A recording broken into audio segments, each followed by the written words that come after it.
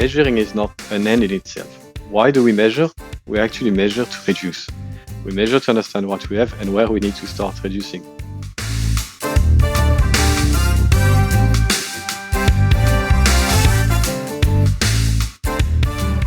Hello everyone, welcome to Green I/O, the podcast for responsible technologists building a greener digital world, one bite at a time. Our guests from across the globe share insights, tools, and alternative approaches, enabling people within the tech sector and beyond to boost digital sustainability. Today, we're going to talk about a curse, the green IT curse. Sorry, it sounds a bit dramatic, but that's actually a point that IT, especially in large corporations, is very often a blind spot. And this is due to the fact that we are never number one. We don't pollute, we don't emit enough greenhouse gas. Such a bad thing.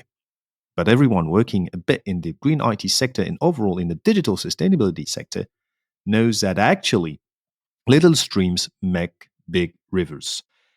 And I would say actually little streams of greenhouse gas emissions and other pollution make massive rivers of greenhouse gas emissions and all. It is widely acknowledged that the environmental footprint, or actually the greenhouse share of emissions by the IT sector overall, including devices, obviously, is around 4% of global emission. This is as much as the global road freight. But as you can imagine, not every company owns big lorries or trucks, and not a single person has, except for a few exceptions, a delivery van in his or her garage, which is actually the case with IT.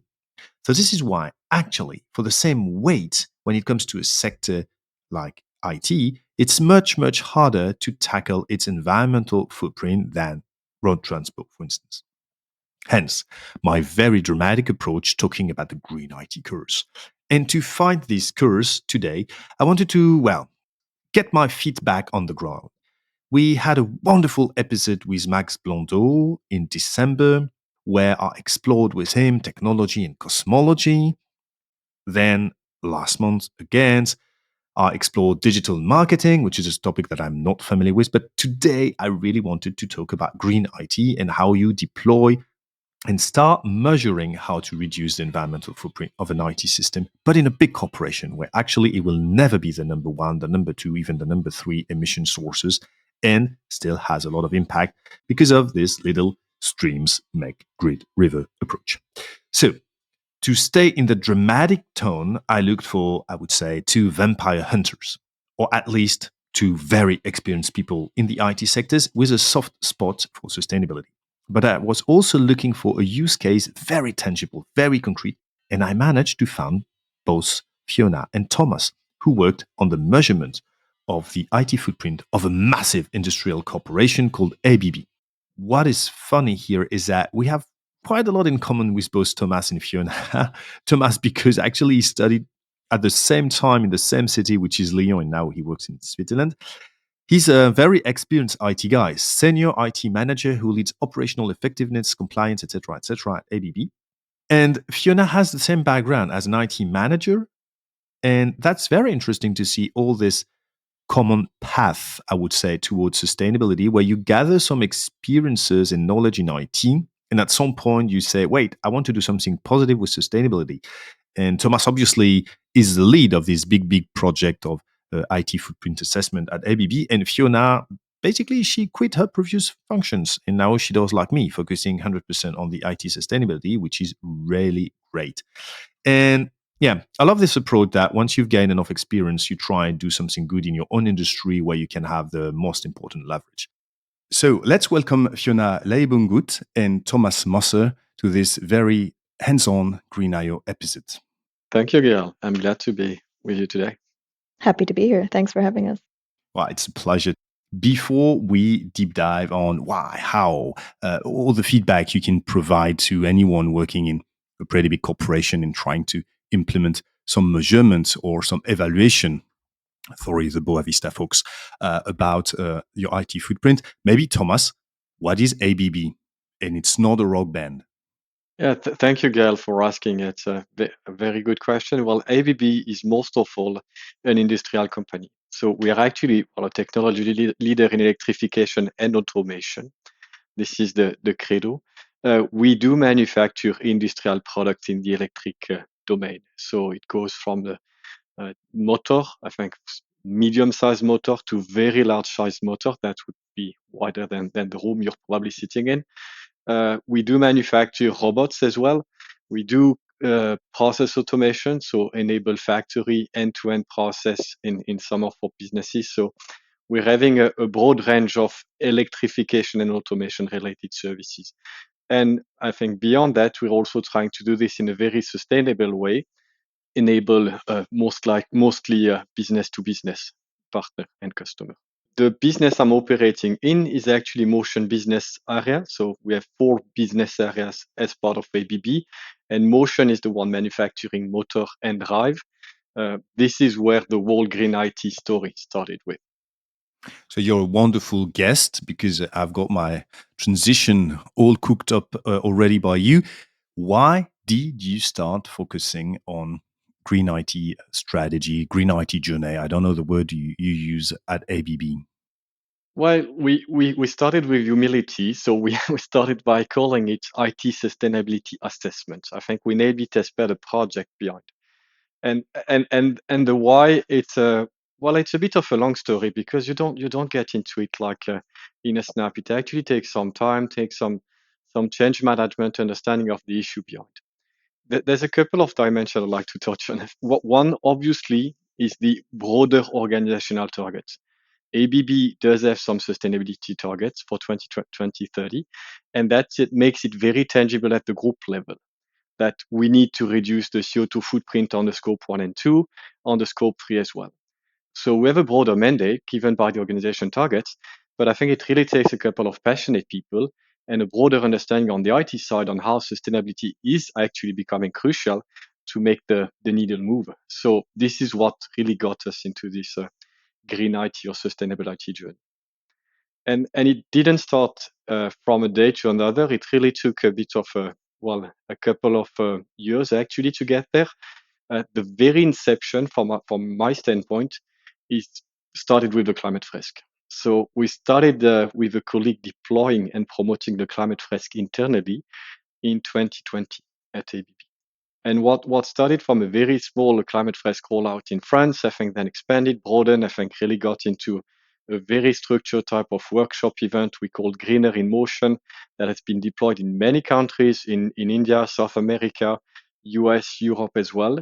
And that really helped educating people on the climate change and consequence, obviously, but from an IT standpoint, also I've been facilitating a couple of sessions, and this helped me to identify some allies, some people actually concerned by the topic. Oh, we're learning about something, but what can we do to improve the overall IT footprint? So this helped us to create a tipping point with a couple of people feeling involved, getting ready, and create a momentum to initiate the green IT journey.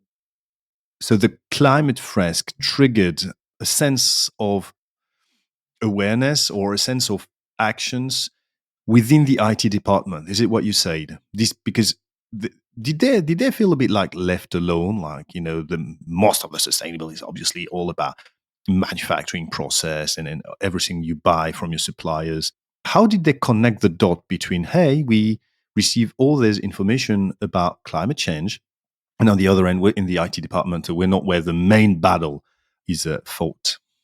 People actually go in a climate fresk workshop. They take 3-4 hours to understand really the climate change mechanism and the impact on human life on the planet. So it's a very very tough understanding and process. And once you get out of it, you don't necessarily make a clear connection from the what's the big problem and what can you do at your own level in IT. Some people make the connection, but the challenge being you don't necessarily identify what's the big impact. What can you do? What are the most meaningful and activities you need to start doing? So climate fresk help us to create a common understanding at the IT level on a couple of people to raise awareness. And we saw the people coming. Some people had a passion, some genuine interest into the topic, and they came to us because we facilitated the climate fresk. And by doing so, you get some people along and you start building a sort of momentum, a sort of a team. You create energy as well and some dynamic. in the organization. So we translated this into what we call community of practice, having a once per month or once every few weeks regular alignment call, and try to understand, okay, what do you do in your organization? Because ABB is a massive organization. I think we have 100,000 employees. We have more than 2,000 in the IS side. The colleagues might be doing some initiative on the end user device, on the sourcing side, on the training, and so forth. So the intention was to build this community of practice and start to understand, okay, what is happening in a not so visible way already, but starting to happen. And by putting this small reader together, you understand there's more energy, a team ready to work and do something. And the next step, well, you quickly realize that, hey, we've got so many people interested into the topic, ready to do something about it, but do we have a clear baseline? Do we know where we are? Do we have clear priorities? No, we don't. And that's really what got us into this need to start measuring. So let's go and measure something. Do we need to measure the 100,000 employees? Maybe not at once, it's too big, but let's take a pilot country, and we took Switzerland, and capture the footprint, try to understand what are the big rocks and what can we do to start moving them. So we had a bottom-up approach. We also had a top-down ABB framework targets, sustainability targets. And at some point, we needed to get the management buy-in and approval to move ahead on this one. So this is where Motion and especially the Motion CIO, I'd like to thank in this process, because he's been extremely supportive of the process. So he was convinced, he's been playing the Fresk at some point. He was also ready to support us and get this baseline. If you look around, there's actually, well, a few either passionate people or people who trust about the value of data. And this is where you can find the best management buy-in. Say, hey, we have a sustainability target at the group level. We have some people ready to do something about it. Where do we start? So rather than going in too many directions, let's prioritize and be clear on the big topics. Let's measure the footprint we have currently. Fiona, you've worked with several projects and not only with ABB.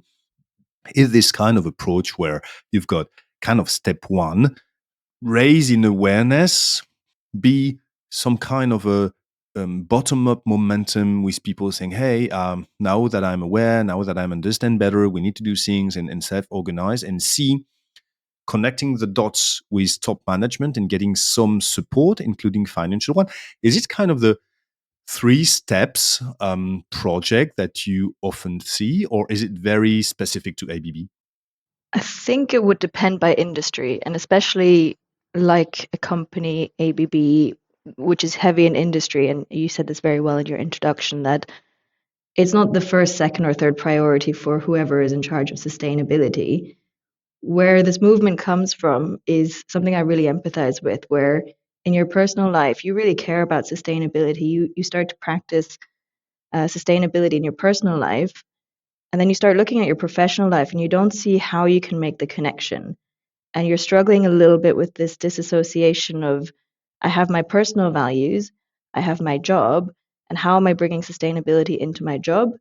I'm sure hundreds of your listeners feel the same thing. And I'm guessing this is where Thomas's inspiration came from as well, to start looking around ABB. What is it that he can do in the remit of his position to bring more sustainable thinking, especially to IT?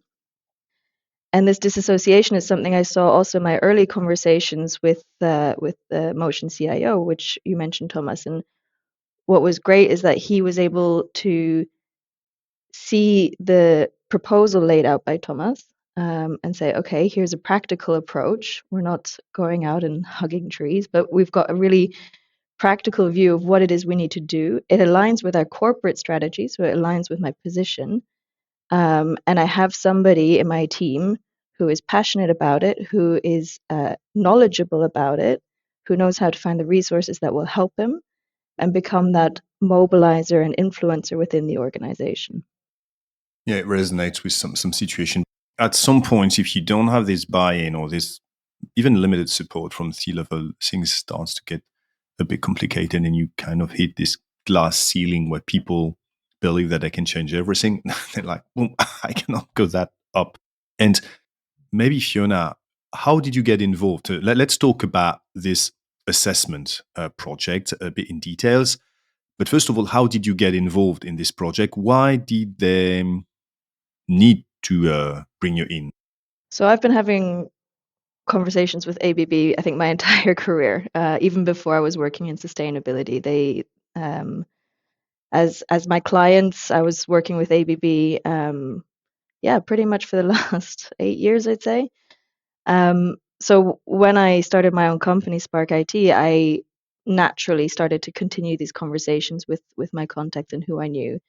At the same time, I was partnering with Resilio because we have a similar vision. Um, and for me, as my own personal company strategy, I didn't want to build another tool that could do measurement because I know there are tools out there that do it really well. And my personal skill set lies much more in change management and company dynamics, organizational structures, governance, in that direction. So there was a great resonance between the skills of Resilio and what I was able to bring, on top of my experience of ABB and understanding the immense complexity of this organization, which is not an easy one to navigate. Correct me if I'm wrong, Thomas. I'm fully with you, Fiona. I think what really made it valuable for us was the good combination of a solid technical platform. I think we've relying on the existing norms, regulation, providing it life cycle analysis and simple to use on the residual side, and your skills on the change management and engagement level. Because I think having someone able to translate the results into something that we can action at the organization on the people side actually make a lot of sense. And we're struggling to see these things on the market. Really, it's when I look around, I can see a lot of good, robust solution available to get the baseline, to get the numbers out, CO2, water, mineral resource, so even on the different planetary limits and impact. But translating this into tangible findings and project that people can use to turn the findings into reality is not so easy today. And that's probably a big step forward the large organizations such as us have to do in terms of maturity to understand where are we and start planning in concrete terms. Where do we reduce and where we start? So, talking about this kind of the second step of the project, but at the very beginning. So you've picked Resilio to start this assessment. What did you do concretely? How did you crunch the data? What kind of indicators did you choose to follow? And what are the and well, we might talk about the pitfalls a bit later. How did it start concretely? Yeah, interesting process, I must say, because it started. Interesting, the European way or the American way? I think both ways. Actually, you'll see that there's a lot of positive benefit, but challenges along the way as well. So we started the project. So we started with a budget and an RFQ, request for quotation, to understand what's on the market. What is the right tool we can pick and to help us in this overall green IT, sustainable IT journey at ABB. To do a first evaluation, so on the scope was defined from the beginning. It was clear for us that doing it at the entire group level was too ambitious. And picking a country, a location where we know the service could be representative of the rest of the group landscape was much more agile and simple to start with. So limited scope, 1,500 user. It's 2% of overall ABB, but again, similar usage. And then trying to find a supplier. So finding suppliers was actually not so easy. There's a lot of interest today on the market for sustainability solution. So we had a lot of different partner supplier coming to us and offering solution. We felt the value was not so much into buying the skills and competence, but actually embedding this into the ABB DNA, into the IS ways of working. Because if you really want to make that sustainability journey sustainable and to last for more years, because that's, we're only at the beginning now. We need it for the next 10, 20 years to keep going. And getting the skills internally was quite crucial. So we privilege the technical solution, I think, robust technical solution platform, and again, reasonable pricing overall. And that's how we got into Resilio. There's been a few good candidates on the table, clearly. Once we found the platform and signed a contract, well, you actually get into the data collection phase. And the data collection is also interesting in both ways. meaning it's not so simple. If you have a high quality CMDB, you know your assets, you know your server, you know your screens, you know the network, you know the data center you're using, fine. But in reality, there's often some gaps. I think typically the accessories registration was a bit of a gap for us, even though Switzerland was doing it in a rather proactive manner. And the granularity also very much matters. So one, the data you have, the overall comprehensiveness of the data, and second, the granularity of the data. How deep down can you go? And for this assessment, again, we wanted to keep things small and simple enough. So we didn't look at 100% data quality or granularity. We felt if we capture the big rocks, the big items, this is enough for us to take the next steps. And then we can reiterate it and go more granular, refine the data as we go. So we looked at the big portion. Data center, typically, we're having 5 different vendors globally, a lot of different locations, server closet in the factories, local data center in Switzerland, global hyperscaler and partner. So we took an overall average on the data center side because we felt that was good enough to start the journey with. So you provided to Resilio a comprehensive list of all the servers you've been using on premise, or was it an average? I didn't understand fully this kind of average data centers that you talked about. It's an hybrid if you want. So if you look at the landscape in Switzerland, we have offices, we have factories, we have R&D center. So depending where you look at, you have different type of setup. I think the closer you get to the manufacturing process, the more local server you might find. So we have a couple of local server being locally managed. And then we have large data center provider. What we found out is that the larger the data center is and the more external, I think, externally provided it was, the more incentive there was to actually make it really sustainable from the beginning. So economies of scale, overall sustainability measure and commitment from the vendor. I think the large data center were actually not doing too bad in comparison of the local ones. So what we did, we took the server from local server, inventory, data center, inventory, the virtual machines we're using, and so forth. We collected them all in a file, and then we made an average impact. So we looked at the key machines, the key configuration, and saying, oh, configuration 1, we have 3 of them in the cloud and 10 of them locally. Or configuration 2, we have 50 of them in the cloud and 2 of them locally. And we made an overall average, knowing that this was the first iteration. So I think the very intention behind is to make this process iterative. This is your idea of a sustainable digital sustainable strategy. Like you create a process. It's not just a one shot of measuring things. Huh? Am I right? Exactly. Fiona?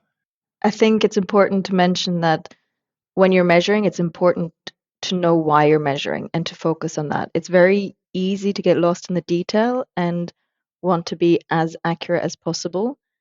And it is important to be accurate, but is it important to know for every single server the exact footprint?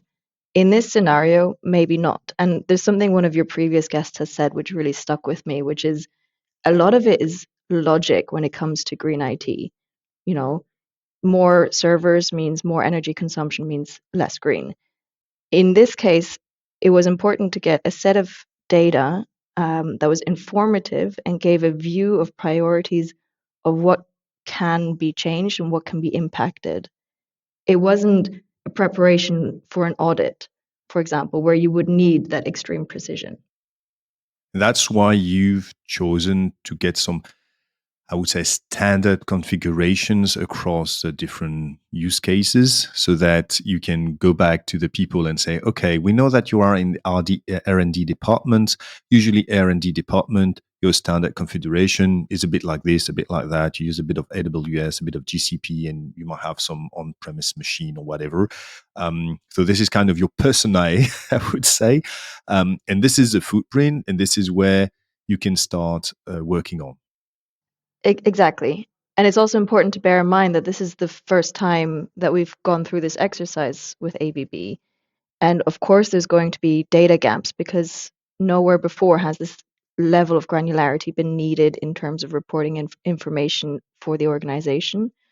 So this learning from the first time of what are the challenges, what are the gaps, what are the inconsistencies, there's already a higher data quality now than there was before. And next time, it will be even more. So even data gaps of, well, we don't have all the information we maybe need from our vendors.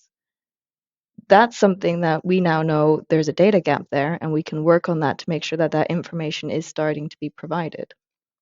And how did you identify, track, and remediate this data gap? That took a bit of a project management type of organization. So to really make this assessment happen, so the timeline is we started back the RFQ in February 2023. We did the vendor selection from March to June, and we signed a contract in July. We started the data collection. So data collection took us 2 good months, but with regular. So that was August and September, with regular data check and data review. So every 2 weeks, we were sitting with the team, a team of it's been a team effort, so not individual effort. So you need a data center specialist. Network, you need a network specialist. End user device, I think same story. So there was a team of few people, and meeting these people every 2 weeks and saying, okay, where are we today on the data collection process? And do we have the right, initially, the very first review were very much driven by the structure.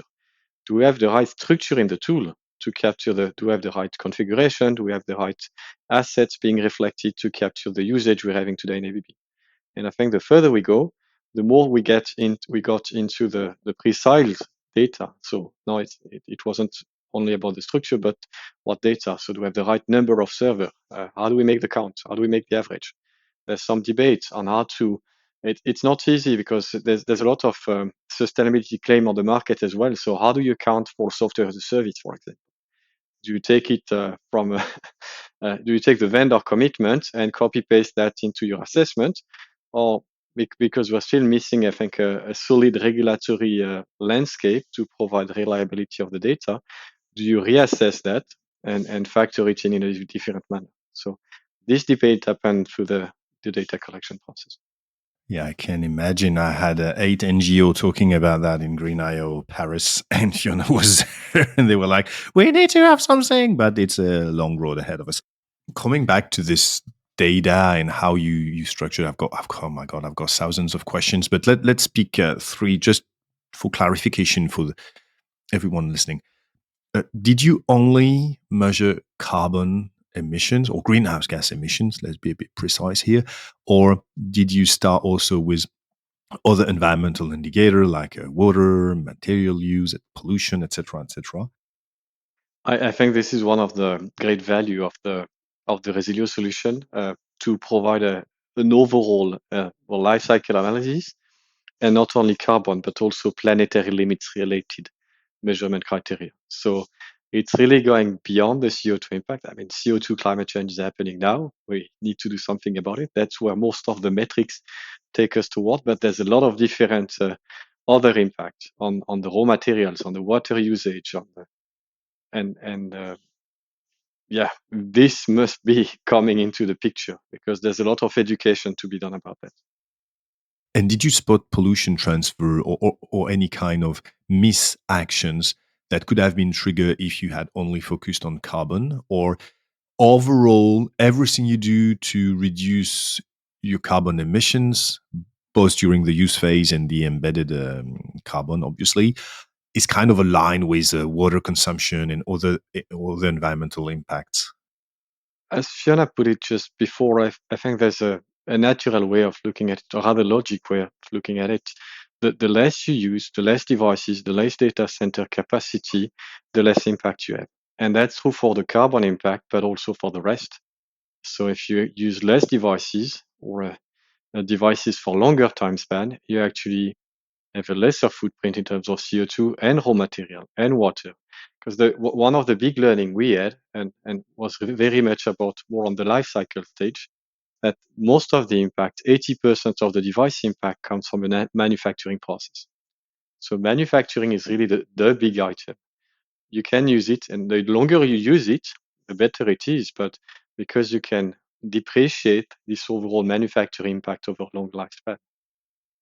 And I think just bear in mind that for a lot of people, it's the first time they're seeing data around this. And the measurements for CO2, as individuals, we're starting to get familiar with it. We start to understand what a carbon footprint is.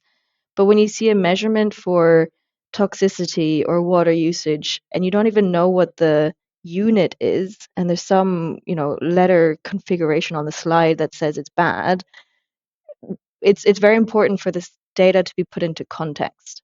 So you say it's X amount of this bad stuff, which compares to something else. So you're able to put it into context and understand the gravity of it, because otherwise this data is useless. And I think we saw a lot of that also when going through the data together with ABB and Resilio. If you don't understand what's on that slide, are you really motivated then to make that change that we need to make? So we spend a lot of time focusing also around how are we communicating the data. So do you talk in swimming pools? A lot of the time, when you want people to understand water consumption, you need to translate it in something they can picture, because nobody really knows what is 4 tons of water. So I do it a lot, but I'm not like the only one at all. Is how many swimming pools do you use per day, per month, just to like build a chip, for instance, or build a servers or whatever? And so how did you make, for instance, regarding water consumption, things intelligible by people? It's exactly that. For every metric, we put it into context. On the water, we didn't talk the swimming pools, but we talked actually in terms of family usage. So if you take a family of 3 in a given country, average Western country, it's close to 100 cubic meters per year. And if you realize that your average yearly consumption of water for an ABB IS services in Switzerland is already 200 cubic meters. Wow, 2 households of 3 people could actually live a full year with the same water. So I think this is already starting to provide a bit of impact and to put the number into perspective. I would have loved you to start doing the math with Geneva, a lake. But you've got an amazing leverage. It's like you've got global contract, though.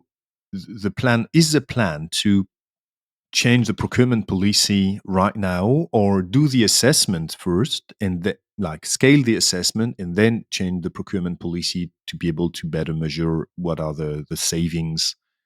How do you plan to do? If you ask me, I'd like to do both. Why? Why? Because I mean, measuring is not an end in itself. Why do we measure? We actually measure to reduce. We measure to understand what we have and where we need to start reducing to calibrate the ambition level. But we really need to focus on the active reduction. So touching back on the previous question, scalability, yes, we need to scale up. In terms of contract or procurement, this is the other number 2 finding. A lot of what we have today, the sustainability impact, depends on the supplier. So engaging with the vendor, with the supplier in an active discussion relationship to, 1, get sustainability commitments and criteria in the contract, and 2, get meaningful discussion on the potential solution we can jointly in place, is really something we need to that must be on the roadmap.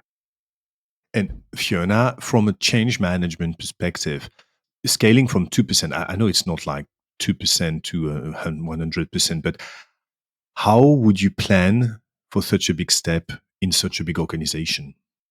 So I know we've said it a couple times, but the question of why are we measuring and scaling the measurement is super, super key. And what Thomas has described in terms of scaling the scope of measurement is looking at what is it that we need to be informed. They're not trying to measure every single IS component of ABB, because that's not the purpose of the exercise. The purpose is to understand what we've seen in Switzerland. Is that still relevant global? Are our assumptions of this extrapolation correct? What are the other areas that we may have missed that are relevant to other countries but not to Switzerland? And in the meantime, the findings that we have, let's get started on those. And what we talk a lot about in terms of change management is 2 levels on which we're addressing it.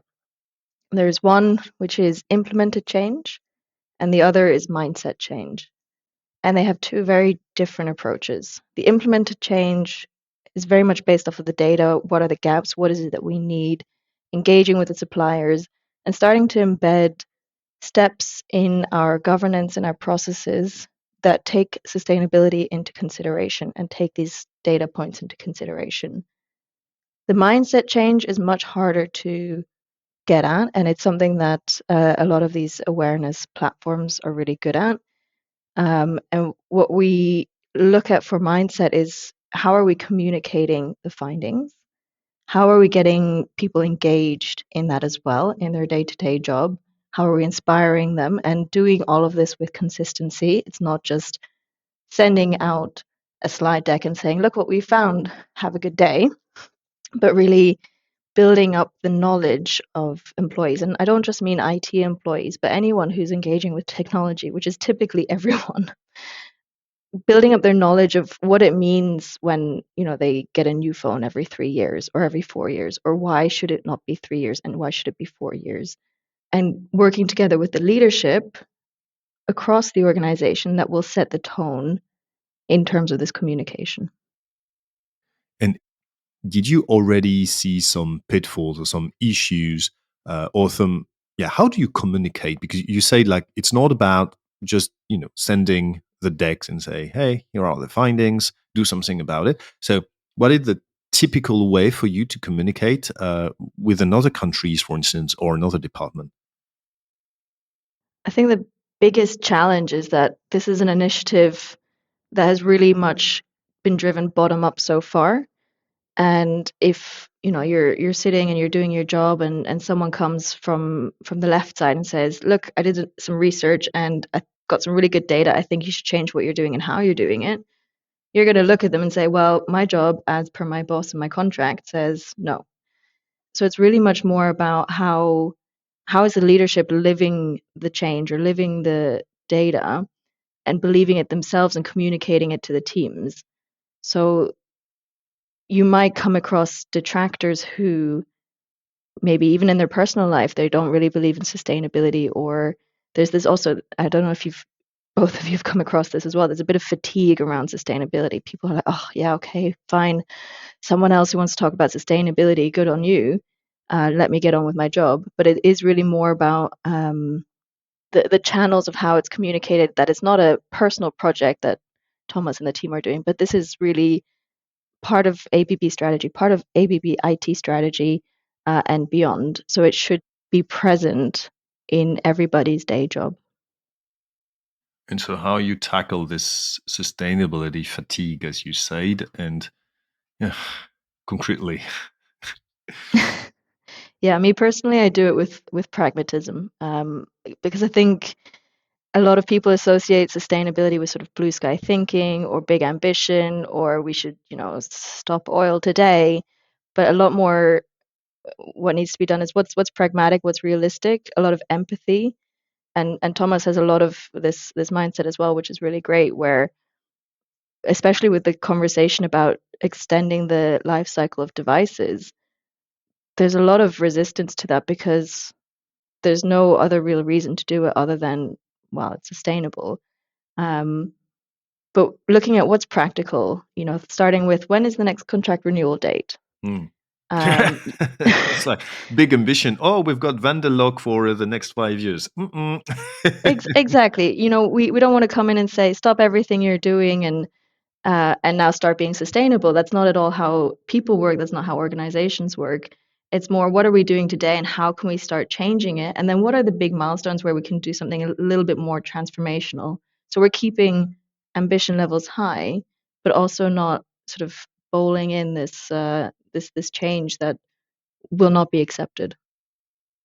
And a good way of doing so, what we're actually going for after the results have been shared and to the project team, we're actually engaging. So that there's the specific team with the highest impact. So if you think, for example, of the end user device management, so this really came up as one of the top one finding in the report, highest impact, and probably one of the quickest win if we really manage to change and adjust, prolong the lease period.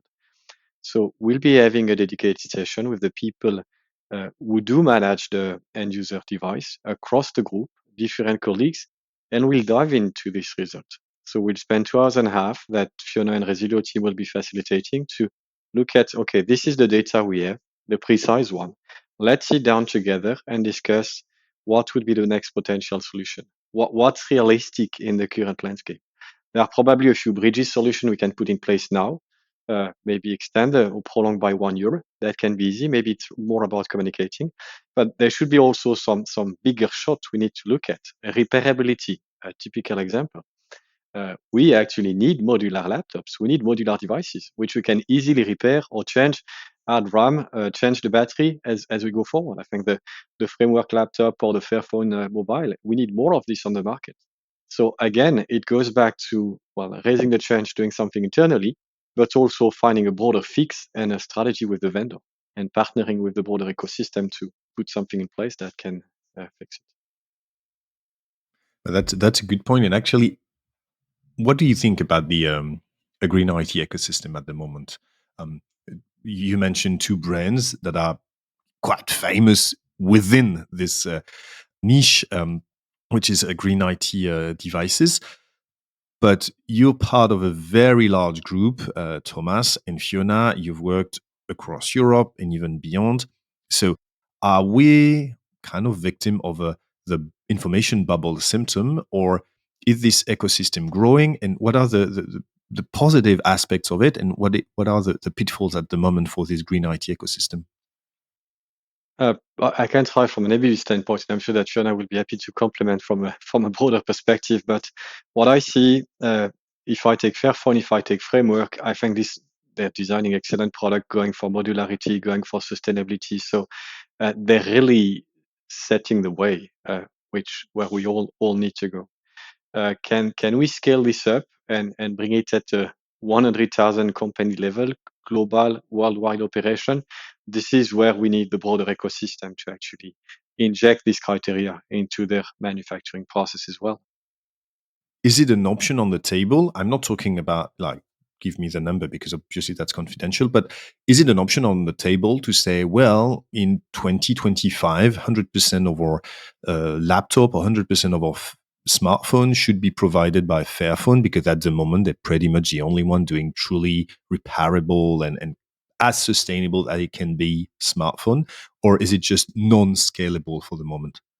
I'd like it to be an option. I don't see it as scalable. Probably we can try at different level, pilot it and see how modular it can become and use it to pass that mindset change, also to raise awareness on the modularity of the device, what we can do. Uh, and I hope that Fairphone and Framework can actually scale up, or that other vendor and supplier can scale up and bring modularity in their device as well.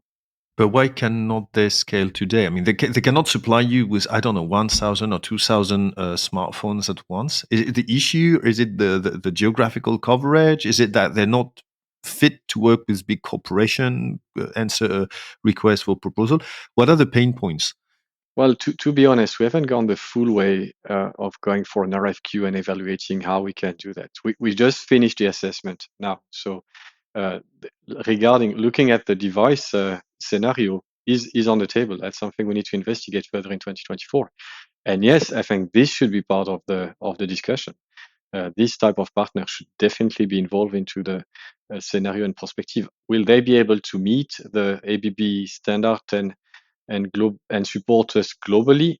I don't know. I think it will be difficult for them. It will be a bit of a stretch, but it's also maybe setting the path towards a greener IT landscape. It's a kind of a virtuous cycle. I mean, I've seen it countless times. The moment you start having one or two big brands, whether it's B2B or B2C on any kind of product, it's kind of, okay, I'm not the first one trying it. So if ABB has bought 10K framework laptop, I can do the same, even if I'm a big company. No one will fire me because I've picked this not that big small suppliers. But anyway, I'm not kind of promoting for these two brands. It's just that the two more iconics, I would say. Fiona, what's your thought on it? So I think the topic of green IT is booming. If I compare where we are today to where I saw the topic a year ago, there's a lot more conversation publicly from organizations, from companies talking about what they're working on. There's a lot more conversation at conferences. There's a boom in technology around it. There's a boom in companies setting up services around it. If I look at classic consulting companies, they're all starting to look at this what is this green IT topic, and should we have an offering around it? So there is a boom. I think it's going to continue. What's lacking, and it's sort of the typical change curve where you have a first peak and then a trough. There's a lot of ambition, and there's going to come a point where it's going to collapse, and we're going to start looking at like, great, we have all of these ideas and ambitions and NGOs and companies doing all these things, but realistically, how are we going to do this? So there's going to be then this more pragmatic upwards curve again of